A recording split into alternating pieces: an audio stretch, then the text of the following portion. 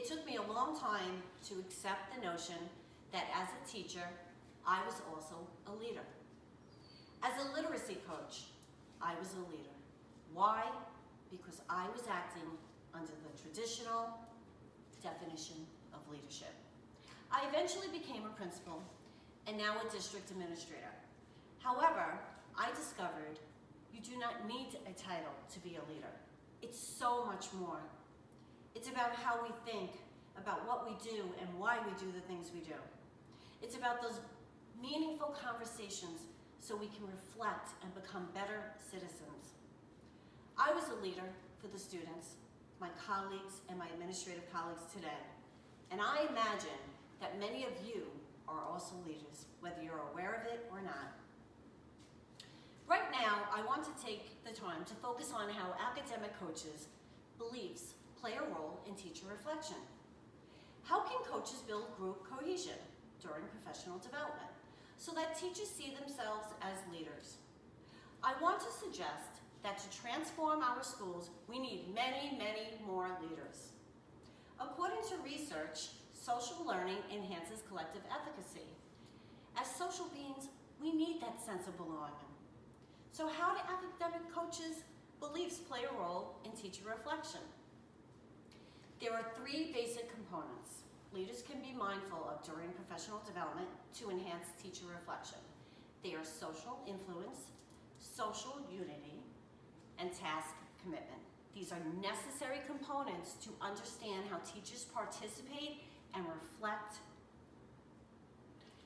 Have you ever attended professional development and observed what is going on around the room? I've been to several PDs and observed several things. Some people talk, they're not even paying attention to the speaker. Some are taking notes, and some are texting on their phones. How many of you do that at a conference? I do. Okay, I admit it. I was one of those people. Did you notice the speaker or the coach reading only from the bullet points from the PowerPoint, not actively engaging you? And to the point of no return, where you're ready to fall asleep.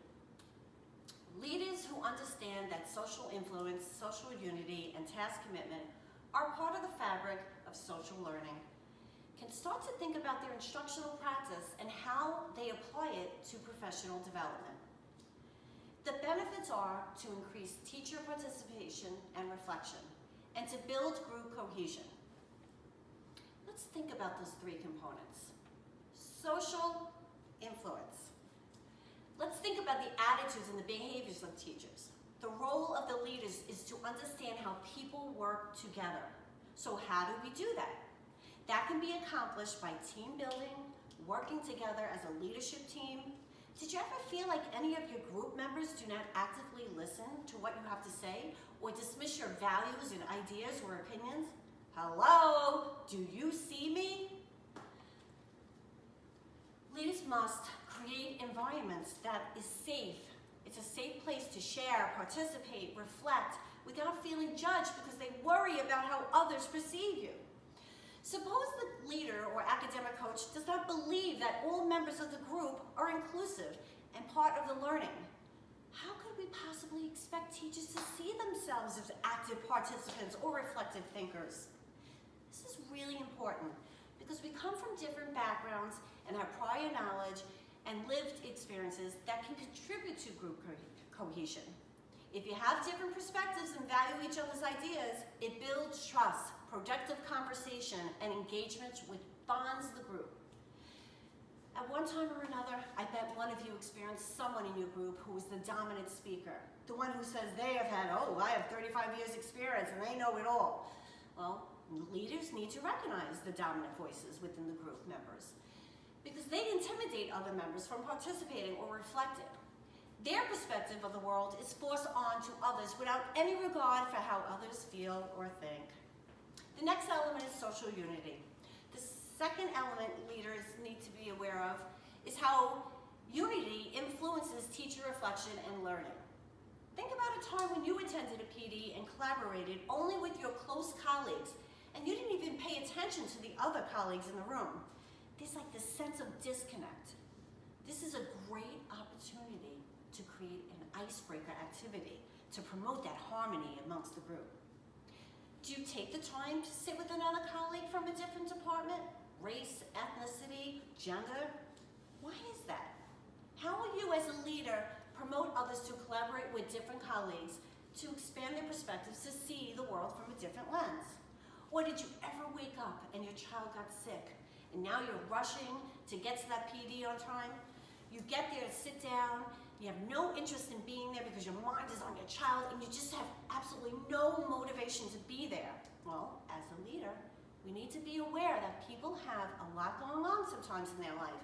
So how are you going to recognize, be empathetic, and address it to motivate them to participate and reflect in their learning?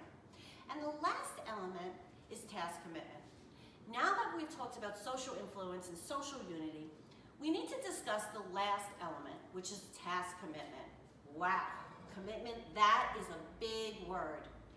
How many times have you attended a PD and collected all these wonderful resources and materials, and you're pumped and you can't wait to go back, and you put it in a big binder and you have it all organized with tabs and post-its and labels, and you put it on top of the file cabinet, and the end of the school year comes, and you look at that file cabinet and you say, damn, I have to clean all this dust.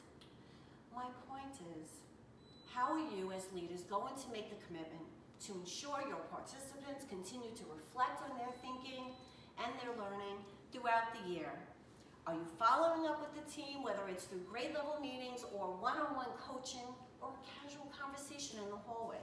We all have had those, haven't we? Okay, my time is up. I want to leave you with one last thing. We are all leaders, and we need to be mindful that our beliefs play a role in teacher participation and reflection. Social influence, social unity, and task commitment are essential components to building collective efficacy and the overall organizational commitment.